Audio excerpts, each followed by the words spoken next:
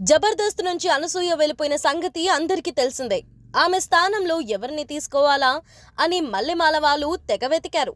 రకరకాల ఆప్షన్లు కూడా ప్రయత్నించారు. చివరికి ఒక కొత్త అందాన్ని తెరపైకి తీసుకొచ్చింది. తనే సౌమ్యరావు. కన్నడ సీమకు చెందిన సౌమ్య తెలుగువారికి పరిచయమై ఈటీవీలో శ్రీమంతుడు సీరియల్తో పాపులర్ అయింది. తను నటించిన కొన్ని కన్నడ సీరియల్స్ తెలుగులో కూడా డబ్ అయ్యాయి. ఇటీవల ఈటీవీలో ప్రదర్శితమైన ఓ కామెడీ షో కూడా తాను కనిపించింది. ఆ షో హిట్ అయ్యేసరికి మల్లెమాల దృష్టి సౌమ్యరావుపై పడింది. అందుకే జబర్దస్త్లో ఆమెను తీసుకోవాలని ఫిక్స్ అయ్యారట. ఈ షో కోసం సౌమ్యకు ఒక్కొక్క ఎపిసోడ్కి 30,000 పారితోషికాన్ని ఇస్తున్నట్లు సమాచారం. ఇదివరకు అనసూయ ఒక్కో రోజు షూటింగ్కి 1,00,000 నుంచి 1,50,000 వరకు అందుకున్నారని సమాచారం. మెల్లమెల్లగా తన రెమ్యునరేషన్ కూడా పెరుగుతుంది.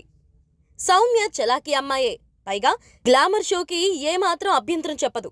సో జబర్దస్త్ వీక్షకులకు ఇక పండగే పండగ.